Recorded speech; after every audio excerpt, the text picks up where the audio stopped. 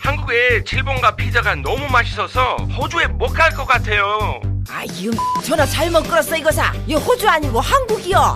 근데 칠번가 피자가 그렇게 맛있어? 1688-7887 7th Street Pizza.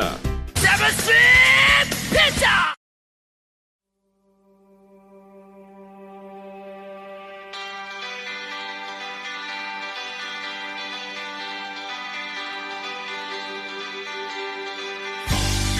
보기 전에 알면 좋은 영화 상식, 보고 나서 주고받는 영화 대담. 영화에 관한 온갖 잡지식을 이야기합니다. 영화 잡지 무비오 톡.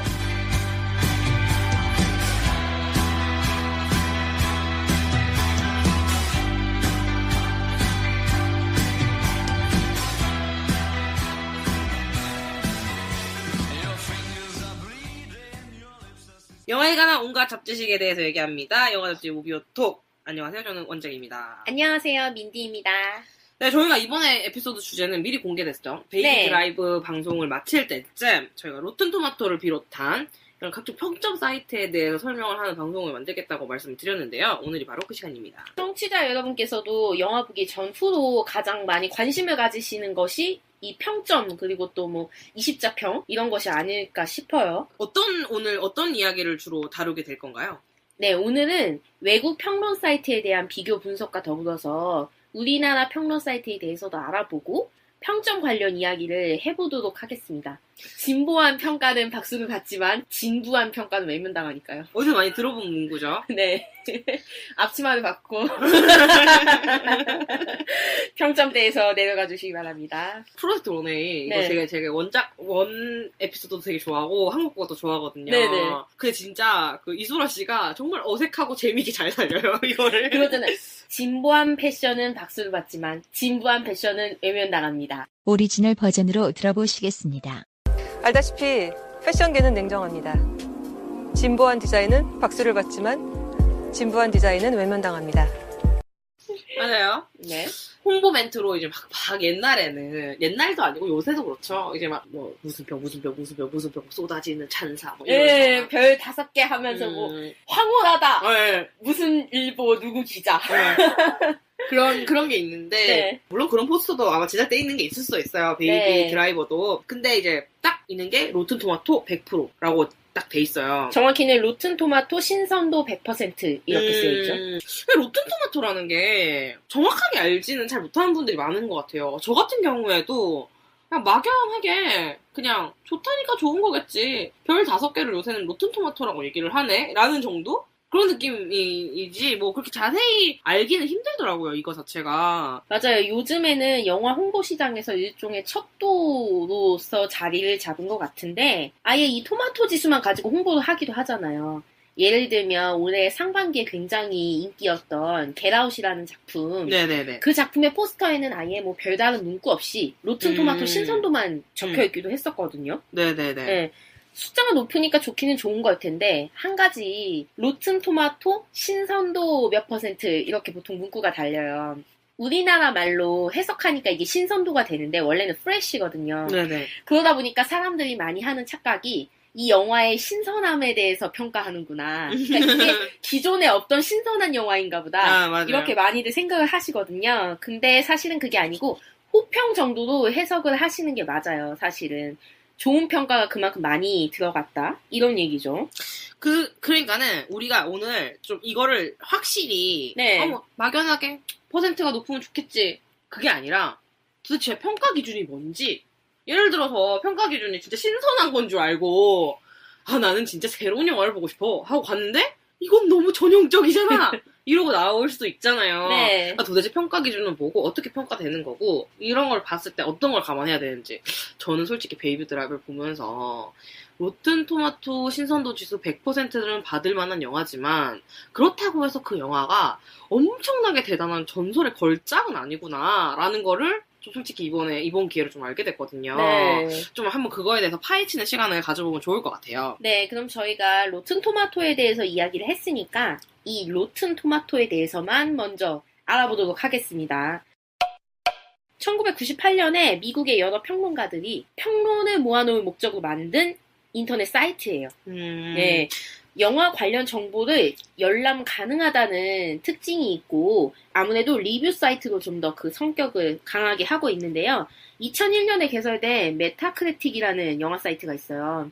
거기랑 이제 쌍벽을 이루는 좀 라이벌 관계에 있는 사이트죠. 그쵸, 외국에서는 메타크리틱이랑 로튼토마토가 네, 이제 공신력 있게 좀 공신력 있는 받아들여지죠. 받아들여지는 이런 리뷰 사이트죠. 왜냐하면은 이게 단순히 영화 정보를 모아놓는다거나 별점만 매긴다거나 이런 게 아니라 평론 리뷰를 모아놓기 때문이에요. 평론가들이 말한 리뷰를 모아놓는다는 점에서 공신력은 없는 거죠.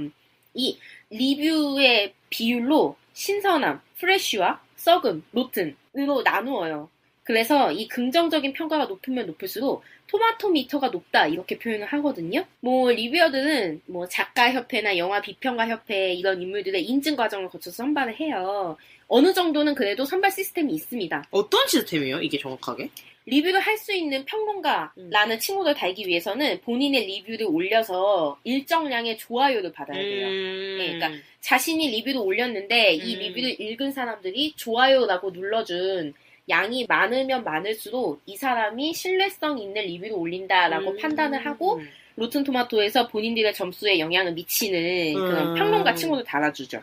아, 근데 여기서 보면은 네. 이게 중요한 점이 뭐냐면은 로튼토마토 같은 경우에는 자세하게 내가 이 영화를 얼마나 좋아한다가 배제되어 있어요. 이거 자체가 나눠져 있는 게 좋아한다, 안 좋아한다, 호와 불호라는 그 큰 틀로만 이렇게 나눠져 있고 이 영화를 호라고 평가한 사람의 비율이 이제 신선도로 반영이 되는 거죠. 그렇죠. 그러니까 이 영화가 얼마나 신선하다 이런 게 아니라 이 영화의 완성도가 어느 정도다 이런 느낌이 아니라 네. 이 영화를 보고 호라고 느낀 감정의 사람이 많았다라는 거. 네, 맞아요. 그래서 비율상 60% 이상일 때는 신선도라는 마크를 받으면서 빨간 토마토가 그려지고요. 60% 미만에 해당할 경우에는 초록색 토마토를 벽에 이렇게 던져서 탁 터진 것 같은 마크가 달아져요. 그러니까 로튼이라는 게 로튼 토마토의 로튼이라는 것 자체가 썩은 토마토라는 그렇죠. 거잖아요. 그래서 우리나라에서는 뭐 줄여서 썩토라고 많이들 하신다더라고요. 맞아요. 예. 그러니까 보면은 로튼 토마토 신선도 100%라고 하는데 여기서 신선도가 빠지고 로튼 토마토 100% 하라고 하면은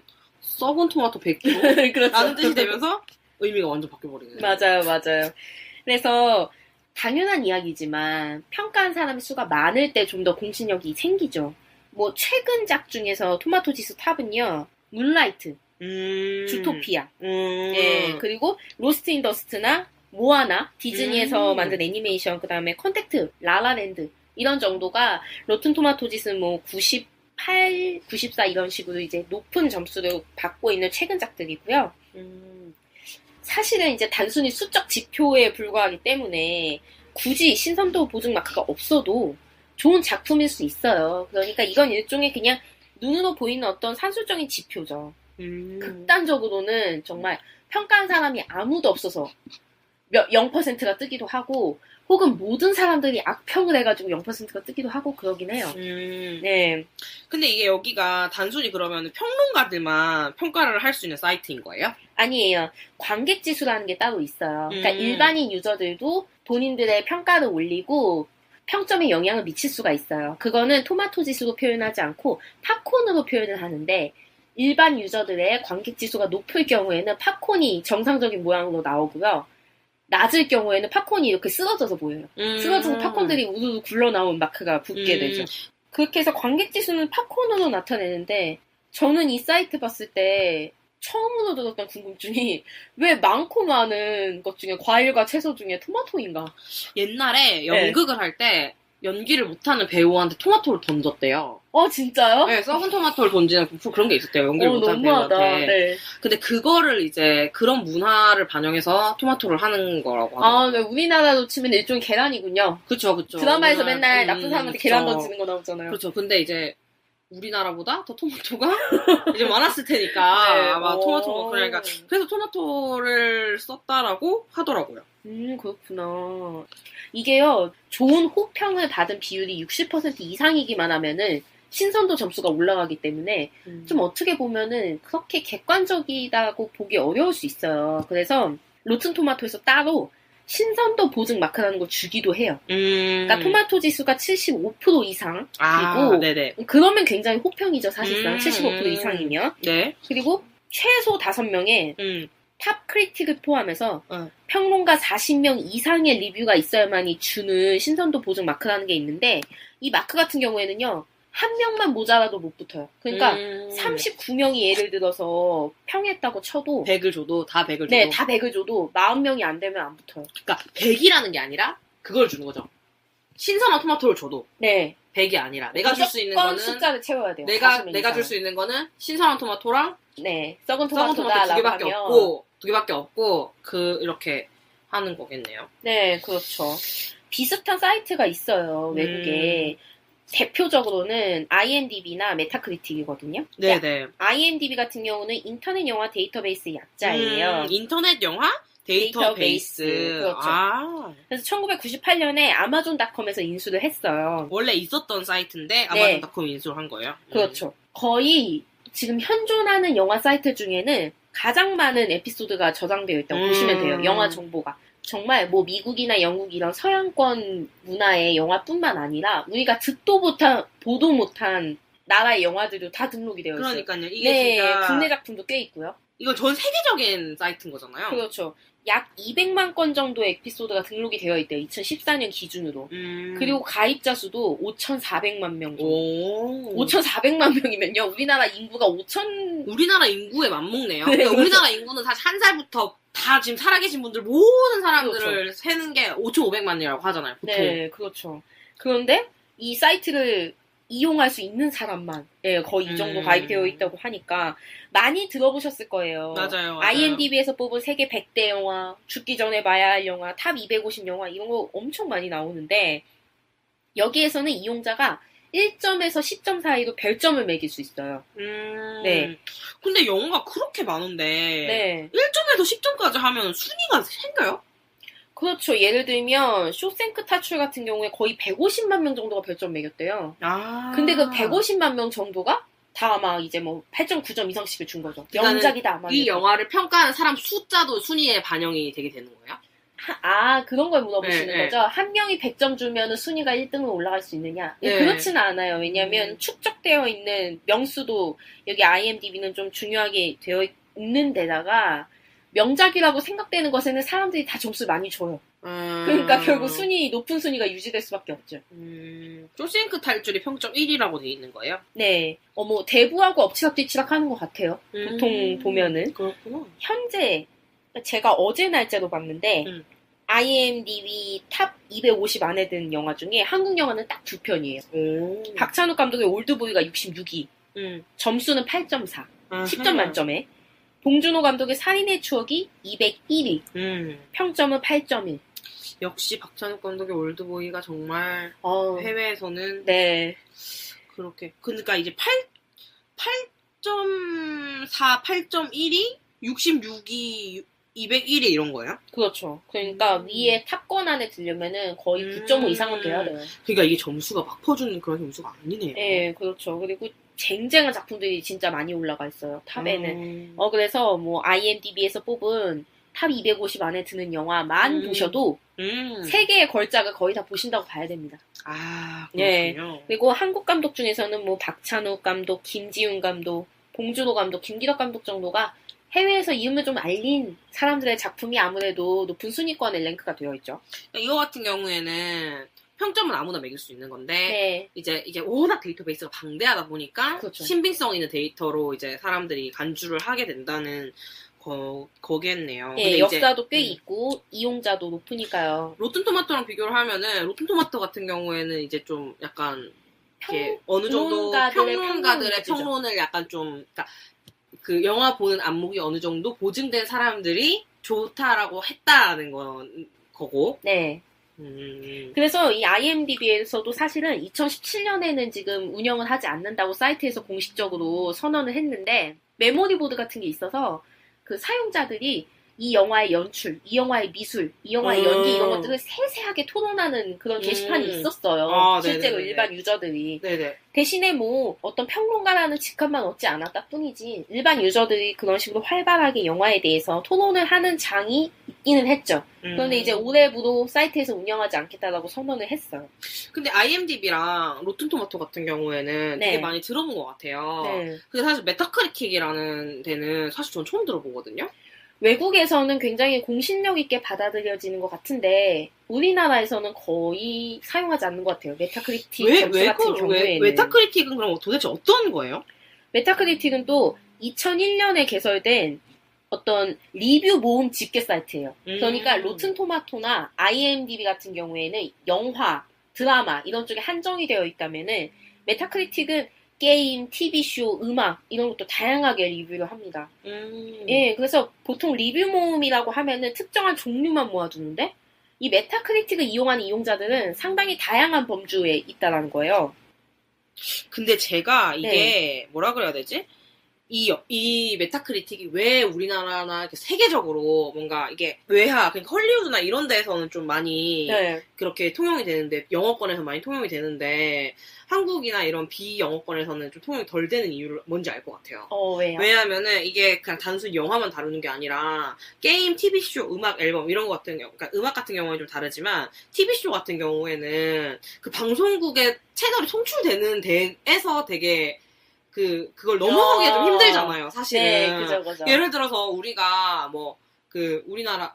예를 들어서 외국의 방송을 보기가 좀 힘들잖아요. 오히려, 그러니까 예를 들어서 미드 같은 경우에는 우리가 찾아봐야 되잖아요. 네, 그렇죠. 찾아봐야 되는데, 영화는 우리나라 그 대형 유통업이나 이런 데서 상영을 해주는 매체다 보니까 이 사이트 자체가 영화만 보는 사이트가 아니기 때문에 이게 뭔가 비영어권 사이트에서는 좀 그렇지 않나라고 그냥 개인적으로 생각이 드네요. 보다 보니까. 아무래도 성격은 IMDb보다는 로튼 토마토에 가까워요, 메타크리틱은.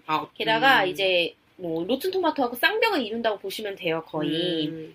전문적인 평론가의 리뷰, 또 유저 리뷰 이런 것을 수치화해서 평균 점수로 보여주는데 제가 좀 이해하시기 쉽게 로튼 토마토하고 차이를 비교 분석해서 말씀을 드리자면은 우선은 로튼 토마토는 영화하고 TV 위주로만, 메타크리틱은 더 다양한 카테고리를 다루죠. 그러니까 음악에, TV쇼에 뭐 그렇죠. 별별별 다 한다는 거죠. 근데 로튼 토마토는 그 전문가 또 뭐 유명한 리뷰 쓰는 사람들 있잖아요.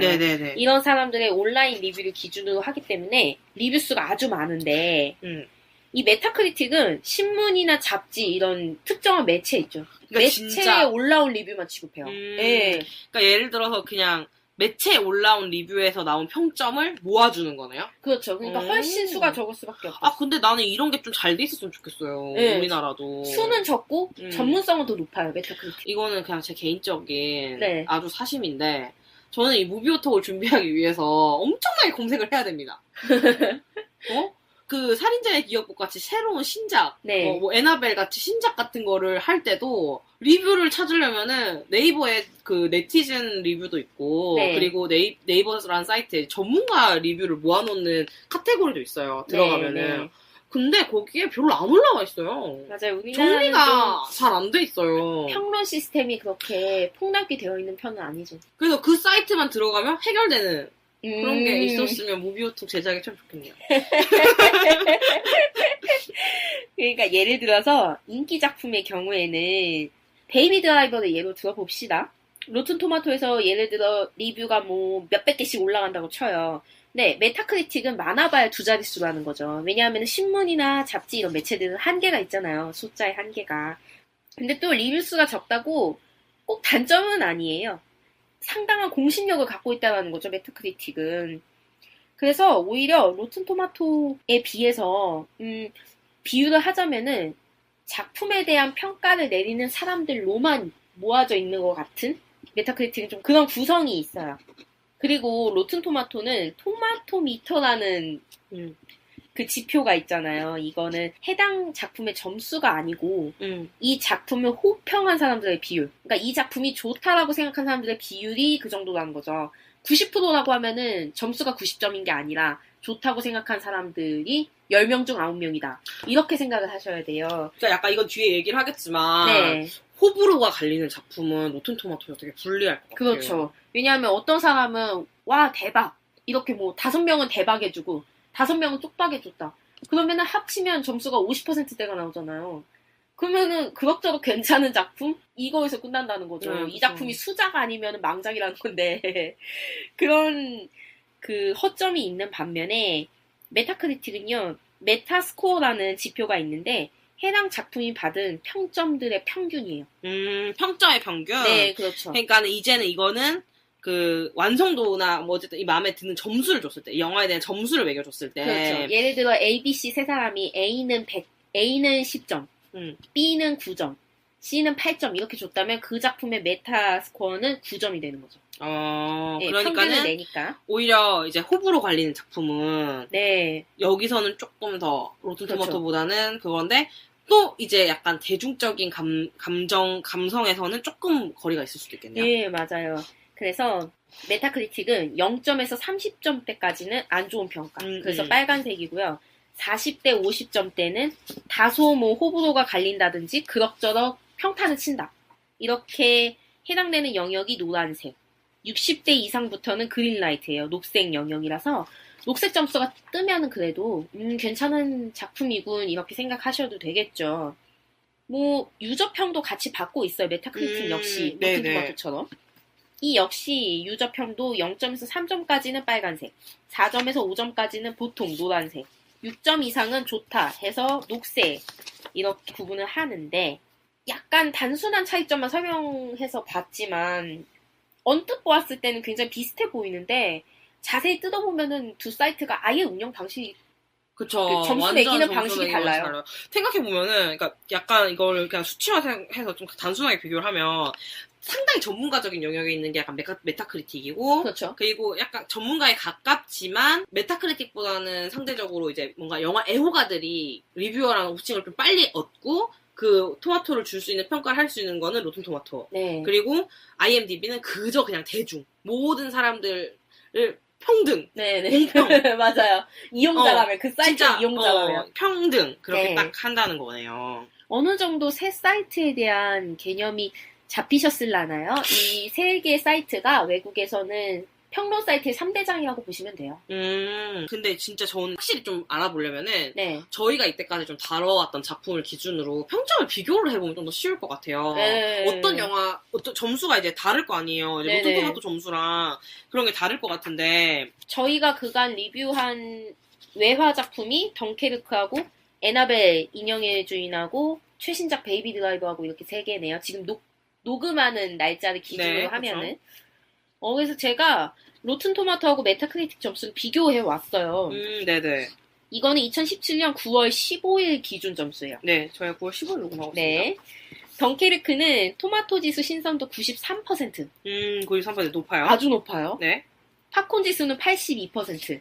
약간 낮아졌어요. 네. 하지만 상당히 둘 다 높은 그쵸. 점수죠. 메타크리틱 지수는 94%예요. 그냥 약간 전문가들 집단에서 좋은 평을 받은 네, 영화라고 할 수 그렇죠. 있겠고. 그리고 대체적으로는 호감의 영화. 예. 대체적으로 그러니까 호감의 영화. 뭐 10명 중에 7, 8명 정도는 만족스럽게 극장에 나올 수 있는 정도고 이 정도 점수면은 제가 봐서는 영화사에서 어쨌든 수작이죠. 그쵸. 걸작 명작 이 정도까지라기보다는 수작 이상의 평가는 받는다. 저희랑 평가가 비슷한 것 같아요. 네, 그렇죠. 에나벨2 인형의 주인은 토마토 지수는 신선도 68%. 이게 확실히 떨어져요. 네. 그런데 흥미로운 것은요, 팝콘 지수는 72%예요. 그러니까 이게 뒤에 보면은 베이비 드라이버 같은 경우에도 살짝 얘기를 하면은 네. 충격적이게도 100이 아닙니다. 신선도 93이고 팝콘 지수 88. 여기 베이비 드라이버도 그 팝콘 지수가 더 낮아요. 네. 근데 에나벨 인형의 주인은 팝콘 지수. 그러니까 일반적인 사람들이 더 좋게 평가를 네, 했다는 일반 거죠. 유저들은 더 잘 보고 소위 평론가라고 말하는 사람들은 더 낮게 본 거죠. 참고로 에나벨 1은요. 토마토 지수 29%, 팝콘 지수 36%. 망작이라는 겁니다. 그렇군요. 네, 아주 점수가 나쁘죠. 메타크리틱 지수는 61%인데요. 참고로 에나벨 1의 메타크리틱 지수는 37%. 그러니까 다들 입을 모아 에나벨 1은 망작이라고 이야기하고 있는 거죠. 여기서 이제 썩토가 떴겠네요. 네, 썩토가 그렇죠. 떴겠네요. 베이비 드라이버는 토마토 지수 신선도 93%. 개봉하고 나서는 조금 내려갔어요. 근데 아무래도 그렇겠죠. 개봉 전보다는 개봉 후에 더 많은 사람들이 보니까. 그러니까 이게 로튼 토마토 마케팅의 허점인 게 네. 처음에 개봉했을 때는 솔직히 말해서 나는 이렇게 생각해요. 뭐냐면은 이 영화를 기본적으로 제작 단계부터 호감을 가지고 있는 사람들이 개봉 첫날 보러 갈 확률이 높아요. 그렇죠. 그러니까 기본적으로 이 영화 내 취향에 맞을 거다라고 생각하는 사람들이 개봉 첫날 달려가서 보는 경우가 많기 때문에 개봉 첫날에는 신선도 지수가 오픈빨이라고 하죠. 그렇죠. 높을 그렇죠. 수밖에 없어요. 그렇죠. 근데 그걸 한번 찍은 걸 가지고 100이다. 인쇄해버리는 거야, 네. 포스터를. 100%라고. 맞아요. 원작 씨께서 말씀하셨지만 관객 지수인 팝콘 지수는 이보다 낮아요. 88%. 네네. 그러니까 평론가들이 조금 더 좋게 봤고 관객들은 그거보다는 다소 덜 좋게 봤다는 거죠. 메타크리틱 지수는 86%. 여기서 되게 재밌는 수치인 것 같아요. 네. 에나벨 같은 경우에는 이제 수치가 좀 확 다르니까 좀 비교를 하지 않는다고 덩케르크랑 베이비 드라이브랑 비교를 했을 때 네. 로튼 토마토 지수는 똑같아요. 둘이 93%로. 그렇죠. 똑같은데 팝콘 지수는 베이비 드라이브가 좀 더 높아요. 네. 88. 근데 메타크리틱 지수는 덩케르크보다 베이비 드라이브가 확실히 낮아요. 네. 그러니까 여기서 베이비 드라이브가 그 로튼 토마토에서 좋은 평을 받은 이유는 전 알겠더라니까요. 그러니까 제가 느낀 게 베이비 드라이브는 대체적으로 사람들이 좋아할 만한 영화예요. 인정해요. 네. 7.8점을 줄 사람들이 많은 영화죠. 대부분 7.8점을, 그러니까 5점이 넘으니까 나 이 영화 좋아. 이렇게 할 사람이 진짜 많은 영화인 네, 거예요. 그렇죠. 막 너무 시끄러운 액션이나 귀 따가운 거를 싫어하시지 않는 이상은. 네. 네. 진짜 애지간 하면은 네, 나 네. 이 영화 좋아. 그때 저희가 그 평가에서도 했듯이 영화를 막 추천하고 다니고 싶지는 않지만 이 영화를 보러 간다는 사람이 있으면 말리고 싶지는 않다. 네. 우리가 이렇게 얘기를 했는데 딱 그런 영화들이 로튼에서는 점수를 많이 받는 거죠. 맞아요. 근데 메타크리틱을 보면은 메타크리틱 같은 경우에는 솔직히 말해 덩케르크 같은 경우에는 작품성을 공들인 느낌 있잖아요. 오락 그렇죠. 영화를 네. 만들고자 하는 느낌보다는 그 논란의 장인정신이 약간 들어간 느낌이 좀 있는데 네, 물론 맞아요. 베이비 드라이버도 에드가 라이트만의 어떤 에드가 라이트의 시계 110%. 에드가 라이트 시계의 그 장인정신이 들어가 있긴 하지만 어쨌든 베이비 드라이브는 어떤 좀 잘 만든 오락 영화인데 다 7, 8점 줬잖아요. 평론가들이. 딱 그 네. 정도 점수가 나온 거예요. 86. 그러니까 저희가 아까 메타크리틱이 어느 정도 공신력의 측면에서는 더 높을 수 있다. 왜냐하면 신문이나 잡지에 실린 리뷰를 취급하니까 라고 말씀드렸는데 덩케르크의 메타크리틱 지수는 94%예요. 베이비 드라이버의 메타크리틱 지수는 86%고요. 이런 좀 차이를 보인다는 거죠. 로튼 토마토가 아무래도 조금 더 대중적인 영화에 호의적이다. 그쵸. 제가 느끼기에는 네. 약간 내가 이 영화를 좋아할까 안 좋아할까?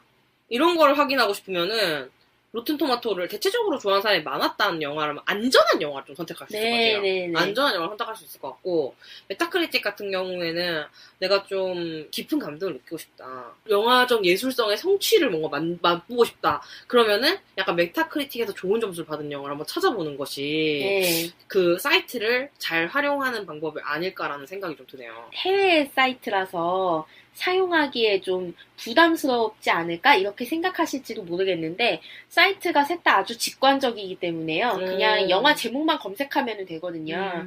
그리고 또 지금 계속 지수, 퍼센티지로 얘기하고 있잖아요. 그러다 보니까 영어를 1절 모르시더라도 영어 제목을 그냥 쳐서 엔터를 누르면은 점수와 마크가 떠요. 아, 그렇군요. 네, 색깔로 뜨죠. 로튼 토마토는 토마토로, 메타크리틱은 색깔로 뜨기 때문에 마치 신호등 같이 그쵸. 보시기에 편해요. 예. 사실 영화를 2시간짜리 영화를 그걸 뭐라 해야 될까 하나의 그림 하나로 표현하고 끝내는 것 자체는 좀 구분해놓고 이렇게 하기는 하는 게 뭐 그렇게 되게 옳다 막 이렇게 하긴 그렇지만 사실 우린 돈 내고 영화 보러 가는 사람 입장에서는 이 영화 재밌어 안 재밌어 이게 제일 중요하단 말이에요. 게다가 현대사회는 시간이 금이잖아요. 그쵸. 네. 왜 가성비라는 말도 많이 쓰잖아요. 그러니까 우리가 뭐 가격 대비 성능 이런 네. 식으로 시간 역시 시간 대비 고효율을 뽑아내는 것에 현대사회는 엄청 집착하다시피 하잖아요. 그래서 이런 게 조금 더 중요해진 것 같아요.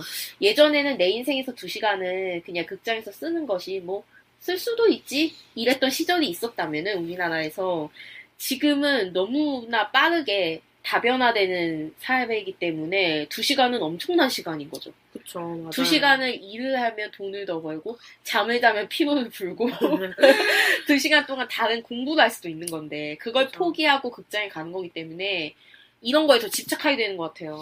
우리가 이거 영화 자체가 네. 좀 뭐라 그래야 되지? 영화를 제작한 사람 입장에서는 네. 내가 이렇게 공들여서 만든 영화를 이렇게 단순하게 평가한다는 것 자체가 좀 속상할 수는 있을 수 있겠지만 네, 그래서 세계 유명 감독들이 평론가들한테 그렇게 뭐 먹는 음식에 도구 타고 싶다 이런 얘기 하잖아요. 그쵸. 네. 그러니까 영화라는 거는 네. 감독에게는 3년의 예술이고 5년의 예술이 될 수 있지만 사실 관객들한테는 2시간의 예술이거든요. 그렇죠. 그런 괴리가 어쩔 수 없이 영화 제작자들도 받아들여야 되는 부분이 아닌가 생각이 들어요. 맞아요. 지금 말씀하신 김에 이야기하자면은 이 평론 사이트도 약간의 허점이 있어요. 평론가 이동진 씨가 이런 말씀을 하신 적이 있는데 로튼토마토에서 그 영화에 대한 첫 페이지는 각자의 평 중에서 가장 자극적인 한두 줄씩만 모아서 보여줍니다. 그럴 수밖에요. 뭐 이제 네. 포스터에 넣는 거랑 똑같겠죠. 그쵸. 황홀하다, 네. 전율, 감동 이런 거. 그러나 조금 더 시간을 내서 링크된 평을 하나하나 읽어보면 그 수준이 정말 참담할 때가 많아요. 저는 이거 좀 우리나라 네이버나 다음에서도 왜 그 사용자들이 영화를 그쵸. 보고 평가를 남기잖아요. 맞아요. 한 줄 평도 있지만은 조금 더 길게 리뷰를 쓰는 란도 있어요. 그런 걸 읽어보면은 뭐랄까 베스트 리뷰에 올랐다고 해서 모든 리뷰가 다 읽을만하고 또 워스트 리뷰로 선정됐다고 해서 모든 리뷰가 다 뭐 수준 이하다 이렇게 보기에는 조금 어려워요. 그런 것들이 많이 있어요. 로튼토마토 같은 경우에는 일단 평론가기만 하면은 다 쓸 수 있어요. 예, 그렇기 때문에 공신력을 의심하지 않을 수가 없죠. 도대체 평론가를 뽑는 기준이 뭔가? 그러니까 약간 우수회원. 네네네. 그러니까 이게 평론가라는 게 메타크리틱 같은 경우에는 아예 기자 그렇죠. 뭔가 약간 그런 매체의 글을 쓰는데. 그리고 이 글 자체가 자기가 어떤 원고료를 받고 쓰는 글들이 이제 이렇게 맞아요. 되는 거라면은 이거 같은 경우에는 이제 우수회원. 예. 그런- 우수회원들이 좋다와 나쁘다라는 그쵸. 두 가지 선택지를 가지고 영화를 평가하잖아요. 이분법적인 방법이라서 뭐 아주 영화를 제대로 파악하기에는 무리가 있어요. 올바른 방식인지 그것도 좀 의문이 되고요. 근데 솔직히 아주 틀렸다고 보기는 어렵죠. 왜냐하면 모든 사람이 입을 모아서 좋다라고 이야기한 영화는 보통 좋으니까요. 예, 그렇기는 한데 이런 지표만으로 영화의 모든 것을 판단하는 것은 무리가 있다. 그러지는 마셨으면 라는 게 맞아요. 개인적인 제 견해예요. 전해드리고 싶은 말씀이고 메타크리틱도 비슷해요. 예를 들어서 A라는 영화가 메타크리틱 점수가 50점이라고 쳐요. 마치 그냥 그저 그런 것처럼 보이잖아요. 뭐 중간만 가는군. 그런데 메타크리틱은요, 평균을 내는 거예요. 그렇기 때문에 한 사람이 100점 주고 한 사람이 0점 주면 그 영화의 점수는 50점이 되는 거죠. 아까 제가 그랬잖아요. ABC가 19, 8 이렇게 점수를 줬다면 그 영화의 평점 9점이 된다고요. 메타크리틱은 호불호가 극단적으로 갈리면은 평균값에 오류가 생겨버려요.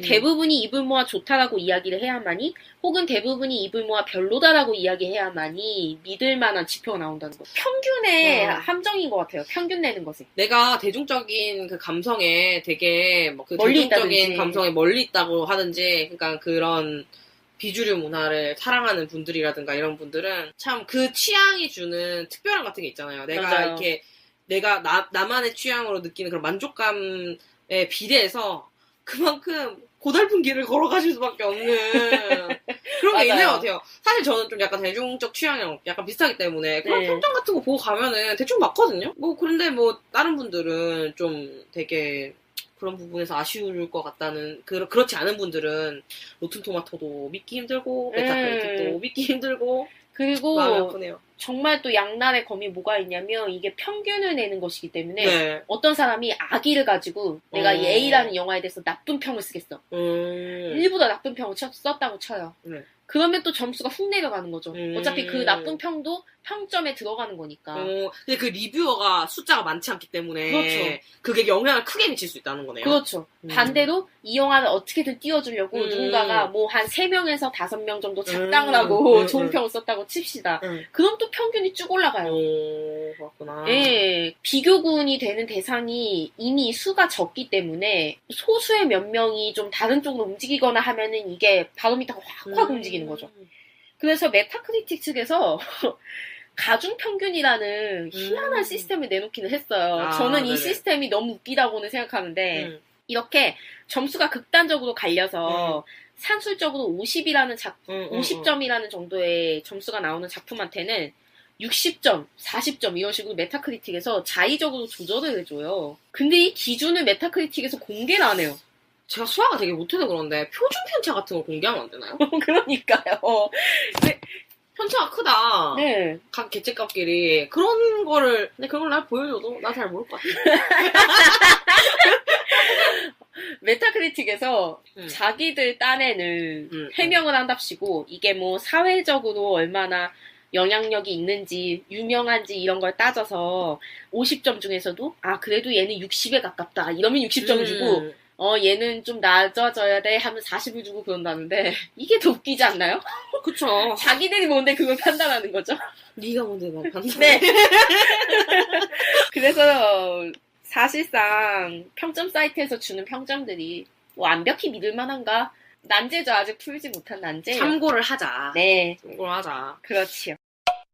그래서 저희가 이제 외국 평론 사이트 3대장 로튼토마토, 메타크리틱, IMDb에 대해서 좀 알아봤어요. 네. 알아봤는데 이게 우리나라 같은 경우에도 이런 사이트들이 있습니다. 특히 한국 영화 같은 경우에는 사실 자생하는 그런 한국 영화 자체의 시장도 무시하지 못할 정도로 크기 때문에 그렇죠. 참 자랑스럽죠. 근데 그렇기 때문에 사실 평론 사이트도 한국 영화에 대해서 이제 한국 영화 관객들이 선택할 수 있는 평론 사이트도 있는데 그게 이제 큰 게 네이버랑 네. 왓챠 예. 그게 있어요. 다음은 왠지 네이버에게 밀리는 그쵸. 이미지가 좀 커요. 그죠? 다들 보면 네이버 평점 얘기를 많이 하잖아요. 맞아요. 네이버 평점 얘기를 하는데 네이버 평점이라는 것 자체가 제가 알아보니까 네이버 영화라는 카테고리가 필름스라는 원래 이제 우리나라에 있었던 영화 DB 사이트를 인수해서 갖고 온 거라고 하더라고요. 근데 그 필름스 같은 경우에는 그때도 상당히 많은 방대한 양의 영화가 있다라는 게 되게 장점인 사이트였대요. 그러니까 네이버 같은 경우에는 질보단 양으로 되게 밀고 나가는 그게 있고 그리고 우리나라가 정말 웃기게도 네이버라는 포털 사이트에 대한 의존도가 엄청 크잖아요. 맞아요. 근데 저도 네이버가 막 되게 뭐 어떻고 저쩌고 막 얘기 많이 들어도 네이버가 제일 편해요. 그 네이버가 골라서 주는 정보나 블로그에서 주는 정보 이런 거에 내가 맞춘 건지 아니면은 네이버가 나한테 맞춘 건지 그건 잘 모르겠는데 네. 어쨌든 네이버의 검색 방식이 솔직히 구글이 더 많이 나온다고 하고 네. 더 정확한 검색 결과를 할 수 있다고 하지만 그래도 저 같은 대중에게는 확실히 편리한 게 구글 같은 경우에는 내가 정말 정확한 걸 뭔가 찾아야 될 때 네. 구글을 찾거든요. 네. 근데 그냥 내가 대체적으로 뭔가 알고 싶고 이러면은 네이버에서 찾는 것 같아요. 아마 청취자분들도 거의 원작시처럼 활용을 하시겠죠. 저는 구글을 써요. 네, 저는 열에 8번 정도는 구글을 사용하고 진짜 단순하게 얻어야 되는 정보들. 뭐 이 화장품의 가격 이런 거 있죠 왜? 맞아. 가격 이런 거 바로 뜨잖아요. 그런 거는 이제 네이버를 활용하는 편이죠. 구글이 편해지면 더 편해요. 습관되면. 아무튼 어쨌든 네. 네이버하고 왓챠 이렇게 우리나라는 두 개. 맞아요. 왓챠가 또 있죠. 그런데 사실은 태생적으로 좀 달라요. 저는 왓챠를 베타 서비스 시절부터 사용했거든요. 네네. 근데 네이버는 영화 데이터베이스를 모아놓는다는 점에서 IMDb랑 가깝죠. 네, 그리고 네. 일반 유저들이 활발하게 활동한다는 점에서 네. 왓챠는 영화 추천 사이트거든요. 사실은 영화 추천 그쵸. 프로그램. 이 사이트가 뭐 별점을 매기고 사람들의 평가를 올려놓고 이런 게 주가 된다라기보다는 사용자의 취향을 빅데이터처럼 이렇게 수집을 해서 이 사람에게 어울리는 영화, 좋아할 것 같은 영화 등등을 내놓는다는 차원에서 만들어진 사이트인데 사용자가 꽤 늘어나고 또 영화를 보면은 본인이 별점을 매기고 코멘트를 달 수 있는 방식이 되어 있어요. 원래는 그 코멘트조차 100자 이하였거든요. 그런데 그 리뉴얼하면서 글자 수 제한이 없어지기는 했지만 저는 아직도 꼬박꼬박 100자를 지키는 편이에요. 근데 코멘트 남길 때는 100자 안으로 정리되지 않으면은 쓸 필요가 없다 이렇게 왜요? 저는 생각하고 있어서 왜요? 길어지는 것은 그거는 이제 세부 리뷰라고 보고요. 저는 코멘트라는 거는 직관적으로 딱 와닿을 수 있어야 한다는 입장이 있어요. 그러니까 제가 뭐 20자평이나 한 줄평에 대해서 갖고 있는 생각이 필요하다라고 보는 입장이 모든 영화는 어쨌든 한 줄로 설명할 수 있는 정도의 명확한 메시지 혹은 그런 것들이 있어야 된다라고 저는 보는 입장이라서. 그래서 저부터도 100자 안에서 그 영화를 딱 클리어하게 정리할 수 있는 습관을 들여야겠다라는 그런 마음가짐으로 저는 좀 100자를 지켜서 글자 수 제한이 없어졌음에도 글자 수 세기 프로그램을 일부러 사용해서 백자 안에 맞춰요. 거참. 네, 진짜 불편하게 살죠. 그 불편함에 사실 살 방식이 수도 있죠. 네, 근데 저는 네이버 영화는 거의 안 봐요. 뭐 해외 평론 사이트도 안 보지만 네이버 영화는 특히 안 봅니다. 저는 네이버 평론 사이트 어떻게 이용하냐면은 네. 네이버 평점은 참고는 하는 것 같아요. 왜냐면 검색하면 바로 뜨니까. 근데 약간 그런 느낌. 사람들이 반응이 좋더라? 그런 네, 맞아요. 그런 느낌 정도? 대중의 지표를 한눈에 네. 파악하기에는 이보다 그냥- 좋은 사이트가 없는 것 그냥 같아요. 사람들이 반응이 좋더라? 이런 거? 딱 네, 봤을 때? 검색했을 때? 평점이 꽤 높게 나오더라? 사람들 반응이 좋더라? 이렇게 생각을 하고 그냥 저는 솔직히 전문가평 모아놓는 거기에 전문가 평점 나누는 거랑 이렇게 나눠져 있거든요. 네. 근데 나눠져 있는데 그 전문가 평점을 주로 봐요. 어, 주로 보고 저도 전문가나 기자평만 가끔 참고하고 음. 평점을 본다기보다는 영화 정보 찾을 때 사용해요. 감독 필모그래피나 배우들의 전작들 이런 거 쭉 볼 수 있게끔 정리가 잘 돼 있잖아요. 그런 게 정리가 잘 돼 있는 것 같아요. 예. 그 배우 전작 같은 경우에는 정말 그 독립영화 배우들까지도 이렇게 정보가 많이 등록되어 있고 네. 그리고 진짜 독립영화, 작은 단편영화들도 등록되어 있을 때가 많고요. 들어가서 보면은 2006년, 2007년 이렇게 해서 얼마나 활동했는지 그래프로 이렇게 작품 수대로 이렇게 그래프가 나와 있어요. 그래서 그걸 보면은 약간 좀 오래된 배우들 같은 경우에는 이 배우가 언제 좀 활동을 활발히 했구나. 이런 걸 좀 체크할 수 있고 선택할 수 있는 매핑이라 그래야 되나? 네. 그런 거는 네, 네이버에서 맞아요. 제공하는 여러 서비스들이 있는데 그 중에서도 네이버 영화는 나쁘지 않은 것 같기는 해요. 그런 맞아요. 인터페이스들이. 그런 건 좋은데 저는 네이버의 평가 시스템이 좀 의문이 들어요. 이거 과연 믿을만한가? 또 요즘은 신작 같은 경우에는 소위 아르바이트, 소위 알바생이라는 거를 많이 맞아요. 풀잖아요. 나름 네이버에서는 알바를 이렇게 맡겠다라는 그게 있는데 네. 근데 그거 자체를 얼마나 믿어야 될지 잘 모르겠고 네, 그러니까요. 그리고 저는 네이버 평점에 제일 이상한 게 뭐냐면은 영화를 보기 전에도 평점을 할 수, 영화 개봉 전에도, 그러니까 시사회 같은 게 이루어지기 전부터, 이게 이제 크랭크인을 할 때부터 이 영화를 이제 올려요, 데이터베이스를. 그때부터 점수를 줄 수 있게 되어 있어요. 네, 맞아요. 그래서 그때 막 10.1색이에요. 왜냐하면 보통 그 영화 팬이라든가, 그 영화 감독 팬이라든가, 배우 팬이 가서 이 영화 기대해요. 이런 식의 댓글을 남겨놓는단 말이에요. 네, 맞아요, 그때 10점을 맞아요. 준단 말이에요. 맞아요. 일단 그게 좀 마음에 안 들고, 네. 제가 느꼈던 게 로튼토마토가 자체가 좀 제가 느꼈을 때 좋다 안 좋다 호불호만 하잖아요. 네. 그게 어떻게 보면 효과적일 수 있다라는 생각이 로튼토마토는 애초에 그런 기준으로 평가를 하기 때문에 그걸 감안을 하잖아요. 예를 들어서 베이비 드라이브가 로튼토마토 지수가 신선도 100%라고 하더라도 네. 그 영화가 엄청나게 우수한 영화라기보다는 내가 보러 갔을 때 안전하게 그 재미를 느끼고 올 수 있는 영화라는 정보로 받아들일 수 있잖아요. 이걸 우리가 로튼토마토에 대해서 공부를 했기 때문에. 근데 네이버 같은 경우에는 제일 많이 들어간 별점이 0점에서 10점일 거예요. 그러니까 0점 아니면 10점을 주는 사람들이 진짜 많아요. 내가 이 영화를 보고 이 영화를 보고 세부적으로 막 점수를 생각을 하고 그런 게 아니라 고민을 하다가 이렇게 나온 점수가 아니라 네이버 아이디만 있으면 로그인만 하면 글을 남길 수가 있단 말이죠. 맞아요. 근데 그러니까 사람들이 0점 아니면 10점을 엄청 남겨요. 네. 그러니까 그것도 일종의 본인들이 좋다면 10점, 나쁘면 0점. 아예 그럴 거면은 아예 토마토처럼 네. 진짜 난 좋다 안 좋다 이것만 나누더라도 오히려 네이버라는 사이트에는 맞지 않나라는 생각이 들더라고요. 네. 그래서 저는 원체도 남의 평가 잘 보지 않는 사람인데 네이버 평가는 더 안 보고요. 그렇다고 해서 왓챠의 평점을 또 챙겨보지도 않아요. 저는 왓챠는 철저하게 저를 위해서만 써요. 베타 사이트 시절부터 썼는데 어떻게 썼냐면은 지금 그 제 왓챠에 천자릿수대 영화가 저장이 돼 있으니까요. 데이터베이스가 뭐 이제 왓챠가 민디라는 사람의 영화 취향은 이렇구나 분석하기에도 쉽잖아요. 정보가 많으면 많을수록 그걸 네네. 분석하기가 쉬워지니까. 그렇기 때문에 왓챠 사이트에서 예상 별점이라는 걸 내주는데 제가 안 본 영화가 있으면은 그 안 본 영화에 민디는 이 영화에 몇 점을 줄 것 같다라는 걸 왓챠가 미리 계산해서 내놔줘요. 예상 별점이라는 걸. 그게 이제 저는 꽤 잘 맞아요. 왜냐면은 생각해보면 어떤 사람의 취향을 판단하는 기준에 정보가 한 1200개 정도 있다 칩시다. 그러면 대부분 맞죠? 그쯤 되면은 정보가 세네 개 왓챠에게 있는 게 아니라 예? 왓챠에게 간파당하셨네요.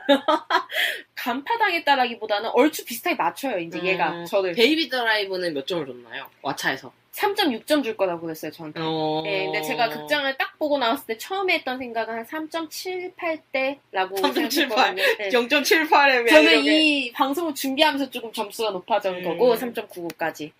아주 똑같이 맞추지는 않는데 얼추 비슷하게는 맞춰요. 그러니까 3점대, 4점대, 5점대 이런 식으로 구분을 해준다는 거죠.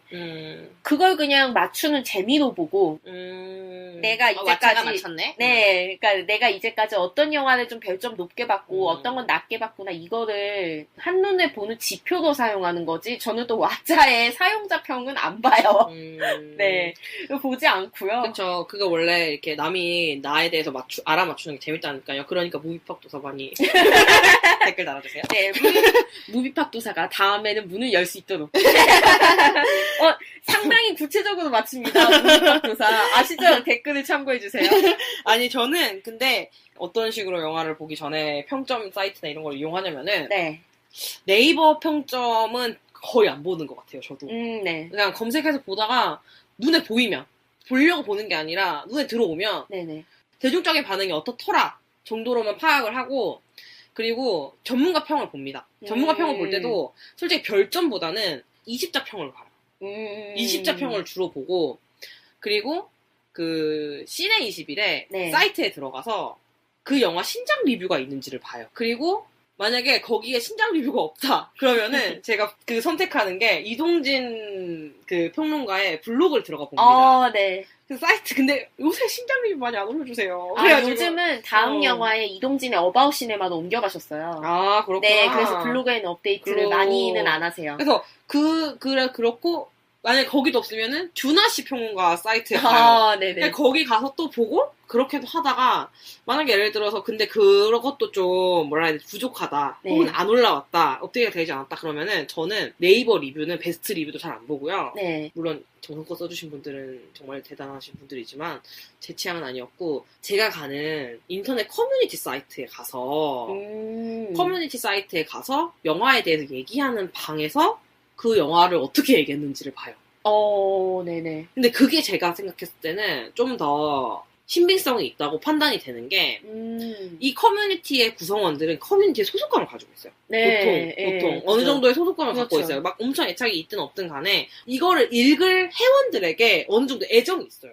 실체가 보이지 않는 친구 정도로 생각을 하기 때문에 보통 그 사이트에 올리는 같은 울타리 안에 있는 소속원? 이런 느낌이 그런 있죠. 느낌으로 네. 하기 때문에 네이버에서 그냥 기분 좋아서 남기는 그런 댓글이 아니라 정말로 친구한테 얘기하는 느낌으로 좀 얘기를 하는 게 있어서 이 커뮤니티 회원에게 내 글을 볼 커뮤니티 회원의 시간과 돈을 효율적으로 쓰게끔 네, 그렇게 하는 그런 게 있기 때문에 그런 게 오히려 꼭 내 취향에 맞지 않더라도 보다 보면은 그런 설명이 들어가 있죠. 나는 원래 이런 걸 되게 싫어하는 사람이고 좋아하는 사람인데 네네. 아니면은 나는 평소에 이 배우 팬이었는데 이런 자기의 소개도 좀 들어가 있거든요. 보통 그 사이트 같은 경우에는 수다를 떠는 느낌의 그런 평을 남기기 때문에 오히려 그게 더 저한테 더 정확했던 것 같아요. 네. 정확하고 제가 판단할 기준을 많이 받았던 것 같아요. 제 생각에. 저는 남의 평가 자체에 별로 연연하진 않아요. 근데 저는 보통 네. 그 시네21 전문가 평에서 제가 끌리는 문구가 있는 영화를 봤을 때는 별로 실패하지 않아요.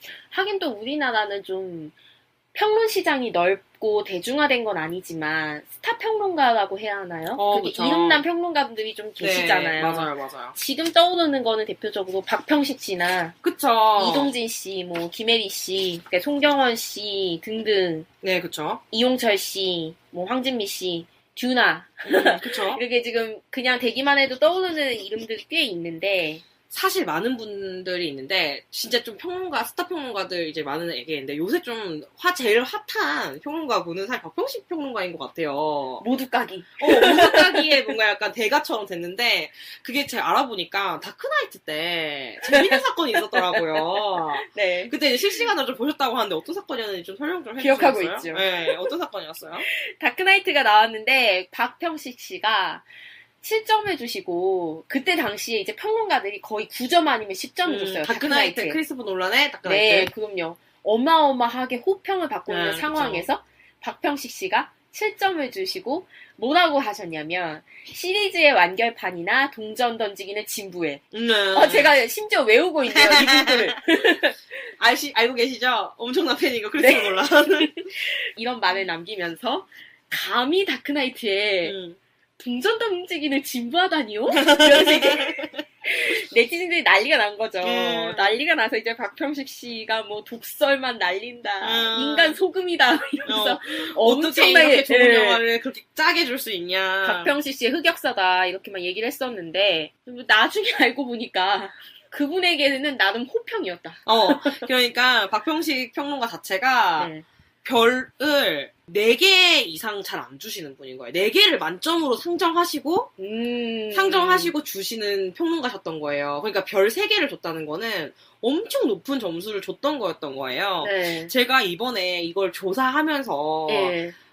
사실 네티즌이라고 하면은 제일 뭐라 그래야 되지? 데이터를 찾을 때 재밌는 데이터를 빨리 찾을 수 있는 데가 나무위키입니다. 좀 박평식 평론가를 검색했는데 진짜 재밌는 게 이동진 평론가 평론 페이지나 뭐 듀나 씨나 뭐 이런 사람들보다 훨씬 평점에 대한 엄청나게 깊은 이야기가 거기 많이 있어요. 그러니까 박평식 평론가에 대한 설명만 있는 게 아니라 평점 시스템에 대한 얘기가 네이버 평점 장단점 분석해놓은 거 로튼토마토 그거보다 훨씬 재밌게 분석돼 있으니까 혹시 시간 있으신 분들은 나무위키에서 박평식 서평론가 항목을 한번 읽어보세요. 근데 거기에서 이 다크나이트 사건에 대해서 되게 재밌게 해놨는데 박평식 평론가가 원래 평론이 이제 뭐냐면은 이분이 굉장히 옛날부터 거의 90년대부터 그쵸. 평가를 90년대부터 꾸준히 해오셨어요. 꾸준히 평가를 해오신 분이다. 그리고 영화진흥위원회 등급 조정위원회잖아요. 그러다 보니까 모든 영화를 봐야 되니까 한국에 개봉하는 영화 다 보시는 거죠. 근데 계산하자면 평균적으로 하루에 2편 내지 3편의 영화를 보는 거거든요. 지금도 박평식 평론가는 영화를 보고 있을 수 있어요. 네. 말이 쉽지 하루에 그쵸. 3편의 영화를 본다는 건 상당히 중노동이에요. 맞아요. 90년대 중반부터 별점 평가가 되었을 때부터 이제 하신 분이다 보니까 그때는 평론가들은 8점, 그러니까 별 4개를 만점이라고 생각을 하셨대요. 그래서 9점, 10점은 진짜 뛰어난 걸작을 위해 남겨놓는 점수였던 거죠. 거의 경지를 뛰어넘는 거였군요. 그래서 평론가 듀나 씨도 이거에 대해서 이런 말얘기 한 게 있는데 별 5개를 사용하면 마지막 별은 늘 낭비가 됩니다. 사실 별 5개를 주는 잡지에서도 별 3반부터 별 4반까지의 평점은 거의 의미가 같습니다. 그러니까는 별 3개 반에서 4개 반은 의미가 같다. 불멸의 고전이 될지는 알 수 없지만 그래도 아주 좋은 영화라는 뜻이죠. 그런 말은 한 번만 하면 됩니다. 라고 해놓으신 거예요. 그러니까 이제 별 3개에서 4개 반을 주고 나서 덧붙이는 평론은 난 이미 별 3개에서 4개 반에서 이 영화를 좋게 평가했어.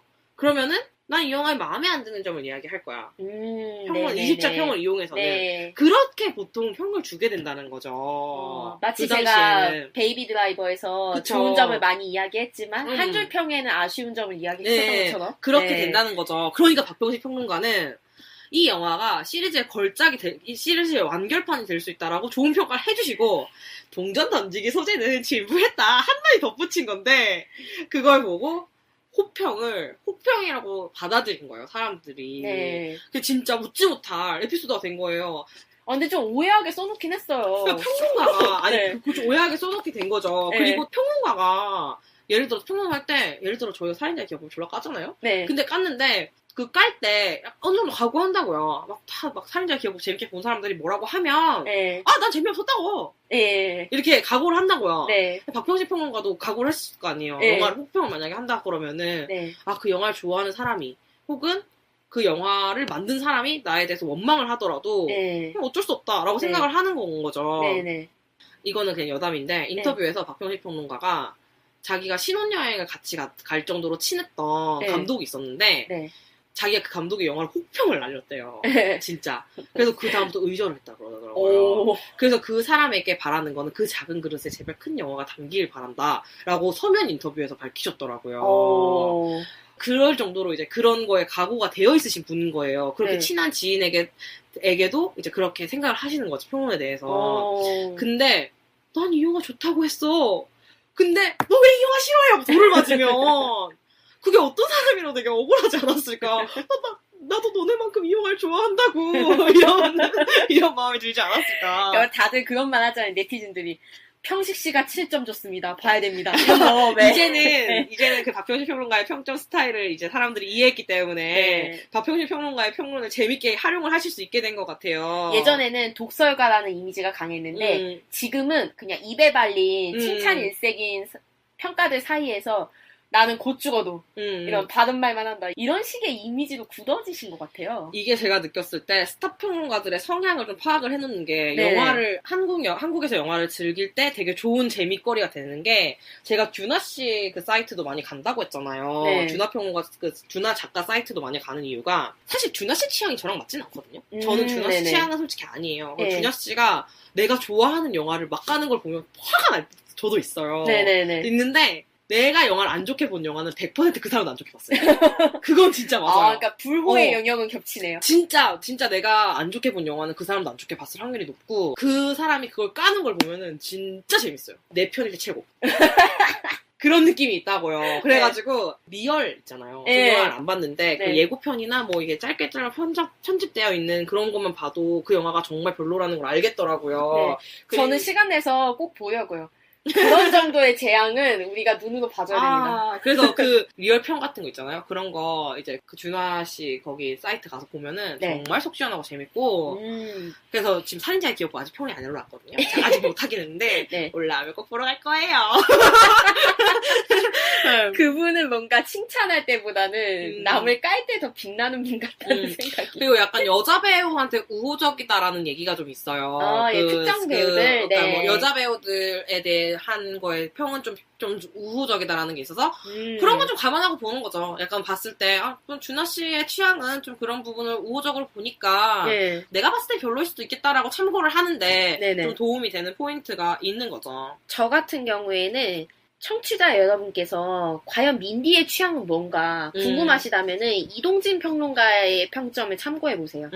저하고 거의 98% 정도 똑같아요. 항상 느끼는 건데 제가 좋게 평가하는 작품이 이동진 평론가도 똑같이 좋게 평가하고 별로 안 좋게 평가하는 영화는 똑같이 안 좋게 평가해요. 심지어 한 줄 평이 겹칠 때도 있어요. 그러니까 보는 관점이 엄청나게 비슷한가 봐요. 그때 살인자의 기억법 때도 네. 저희가 한 줄 평을 그때 민지 씨가 뭐라고 썼죠?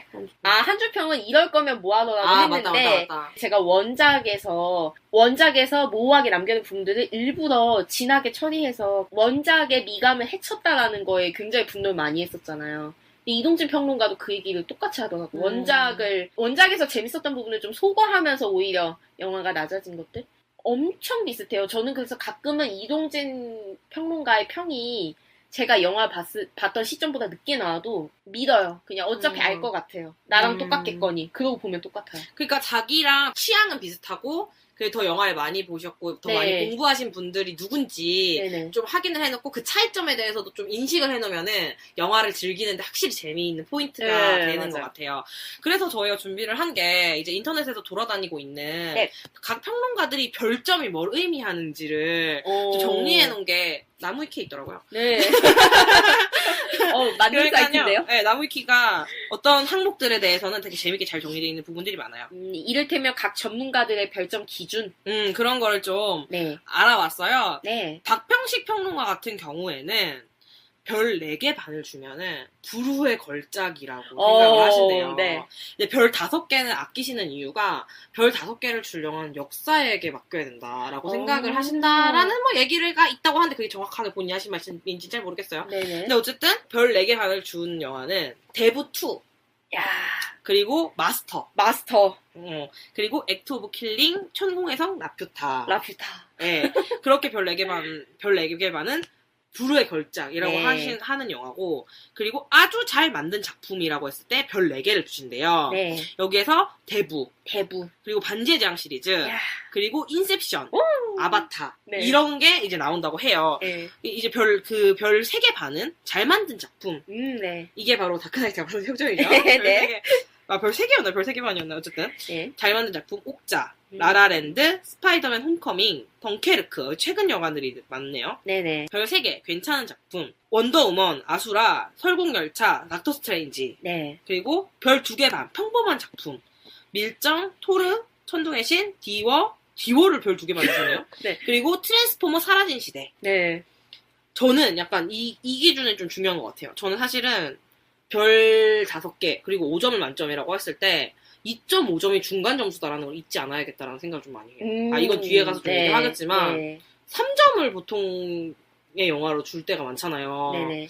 2.5를 기준으로 해야 되지 않나라는 생각을 되게 많이 해요. 네. 그리고 별 2개는 안 좋거나 아쉬운 작품. 음. 아이언맨 2, 토르 다크월드, 7강구, 조선미녀 삼총사. 7광구가 2점입니다. 7광구 저는 아쉬운 작품 별 2개. 네 저는 그리고 마이너스를 주려고 했던 별점이거든요. 작품이거든요. 예, 졸자. 나쁘다. 판타스틱 4 2015년 영화. 그레이의 50가지 그림자. 이거를 전태 연습이라고 평가하시더라고요. 네. 그리고 인천 상륙 대작전 클레멘타인. 별 한 개 반. 그 유명한 클레멘타인. 별 1개 망자.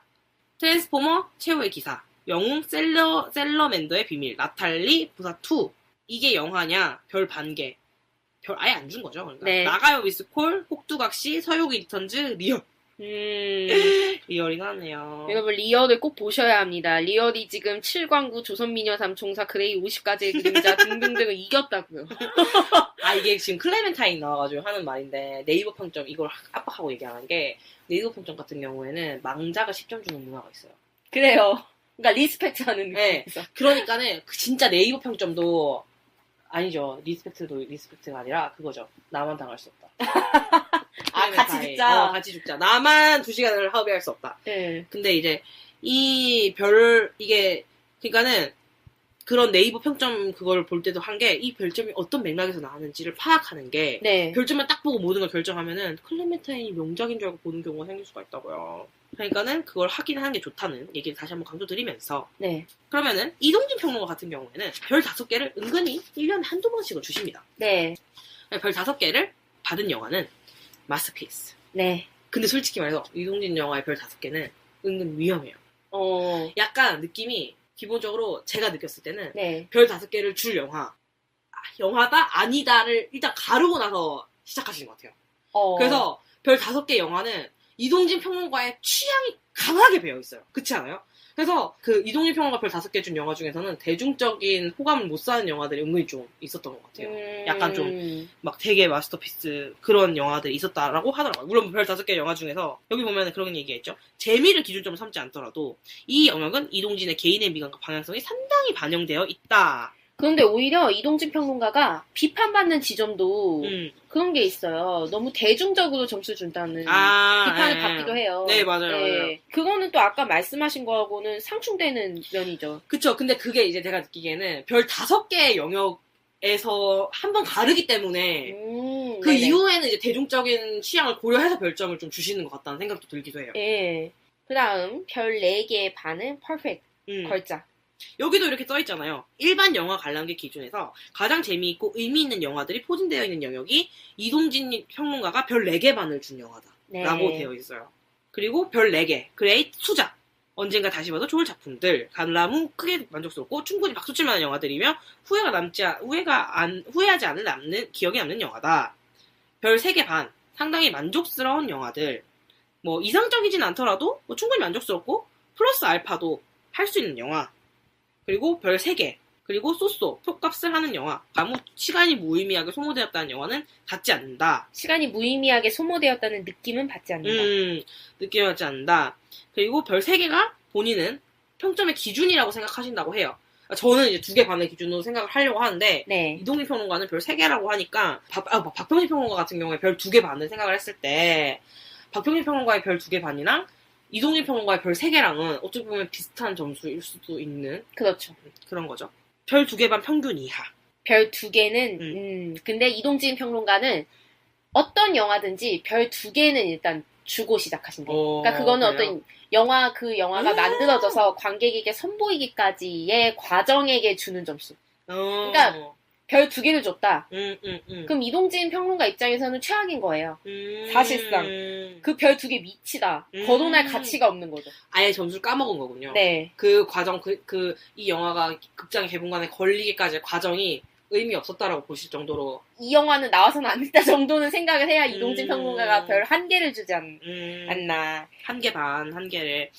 근데 아예 별 반 개는 존재하지 않는데요. 네. 그냥 자기 점수 최하점이 별 1개. 다. 예. 그리고 준하 씨 같은 경우에는 이 글을 썼어요. 그 영화 별점 평가라는 이상한 전통에 대해서 불평하기. 네. 이분은 자기가 이제 뭐라 해야 되지? 자기가 이제 뭐 별점 평가를 원래 좋아했었는데 네. 이제 생각해 보면은 참 이게 편리하지만 어떻게 보면 함정이 있는 제도다. 네. 그런 식으로 이제 글을 좀 쭉 써놓으셨어요. 생각보다 되게 재미있는 글이고 준하 씨 글답게 깔끔하게 그냥 재미있습니다. 네. 재미있게 그렇고 별점은 객관적인 평가가 아니고 네. 평에 종속된 일종의 수사적인 표현이다. 표현이다. 그렇기 때문에 이제 그 별점만으로 모든 거를 다 판단하지만 말고 그 견해랑 감정을 곧장 전해받을 수 없는 것이다. 네네. 그래서 그리고 대부분 사람들이 별점만 읽고 평을 건성으로 넘기는데 평을 좀 더 좋게 받아서 좀 더 유의해서 봤으면 좋겠다라고 생각하는 게 네네. 그래도 이제 별점 평가를 하려고 한다. 왜냐? 수사적 표현 하나 덧붙이는 게 그렇게 나쁘지는 않지.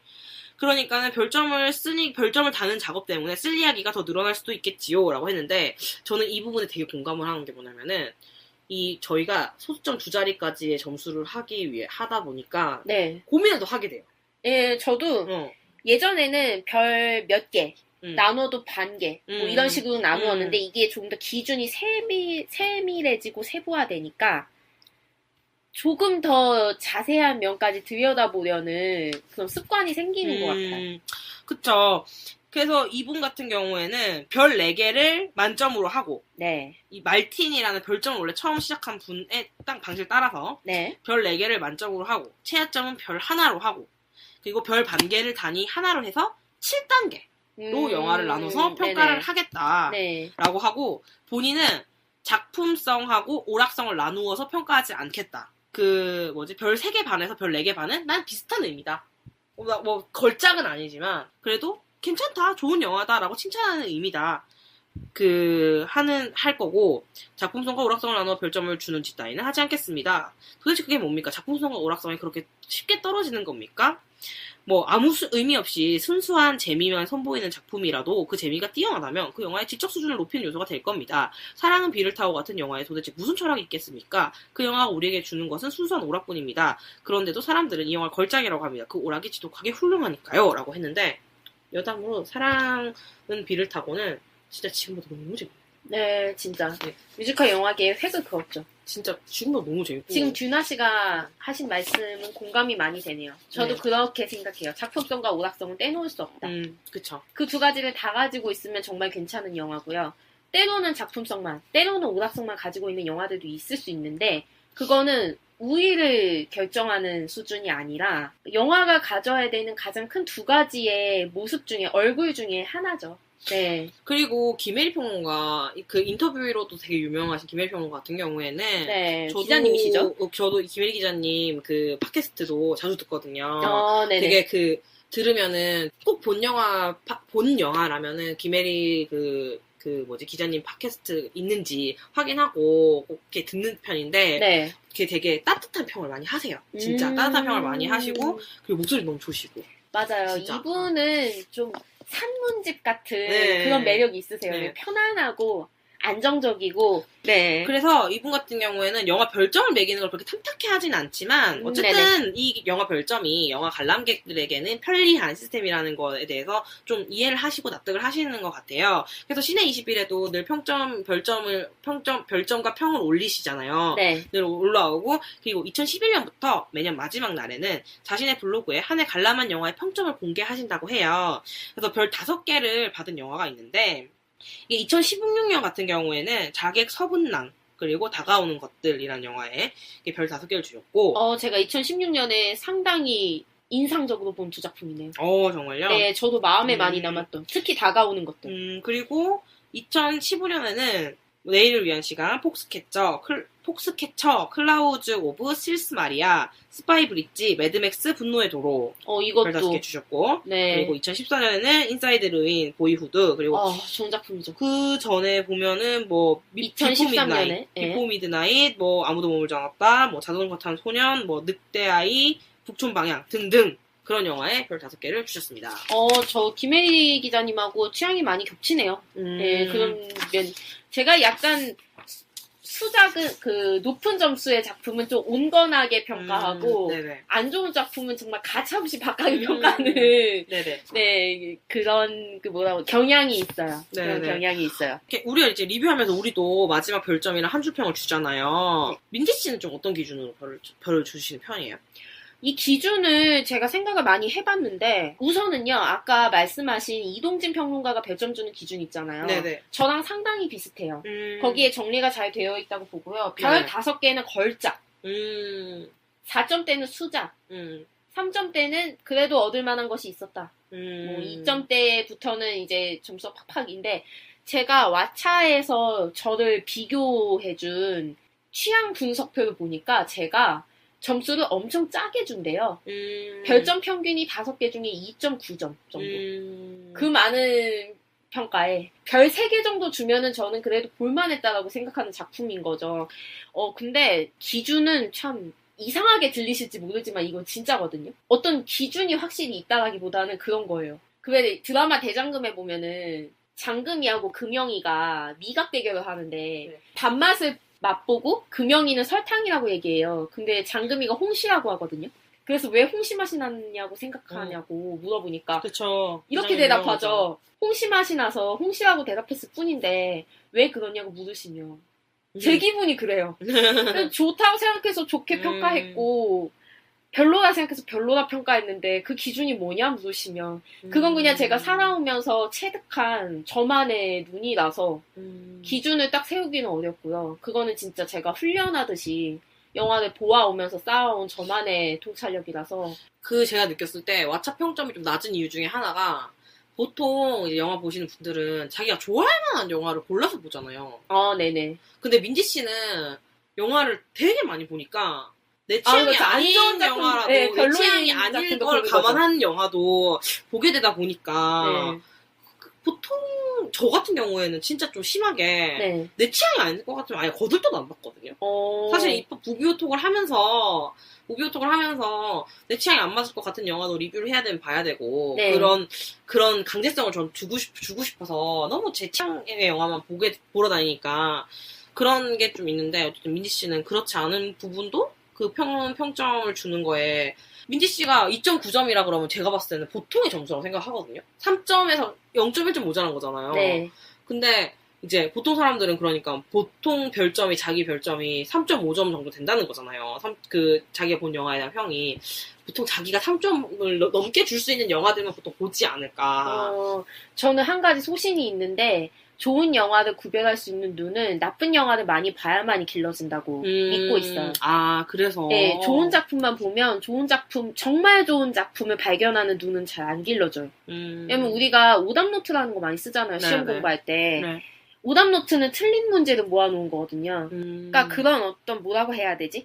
잘못된 부분들이 있는 작품을 봐서 이게 왜 잘못됐는지를 알아야 나중에 좋은 영화를 봤을 때 그게 비교가 돼요. 그래서 저는 막 평이 안 좋아도 내 취향이 아니어도 잘 안 보는 장르여도 그냥 봐요. 그냥 보는데 5점을 주는 거는 봤을 때 이 영화가 너무 잘 만들어서 눈물이 나는 영화가 있어요. 슬픈 내용이 아니어도 엔딩 크레딧이 올라갈 때 너무 잘 만들어서 저는 너무 잘 만든 영화를 보면 주룩주룩 울거든요. 거기에 감명받아서 이 영화를 보는데 내가 올해 시간을 쓴 거 참 잘한 일이다. 그런 경우엔 5점이에요. 5점이고 그거는 제가 나중에 인생에 남는 영화. 인생에서 너의 영화는 뭐였어? 라고 얘기할 때 얘기할 수 있을 정도의 괜찮은 영화들은 5점을 주고 4점대는 수작. 아까 이동진 평론가님도 말씀하셨는데 또 봐도 괜찮고 매우 작품성이라든지 여러 가지 기준에서 높다. 잘 만들었다. 그런 것들은 4점대를 주고 3점대는 3.5점은 그래도 내가 이 영화를 보는데 시간을 써서 마음을 써서 무언가를 얻기는 했다.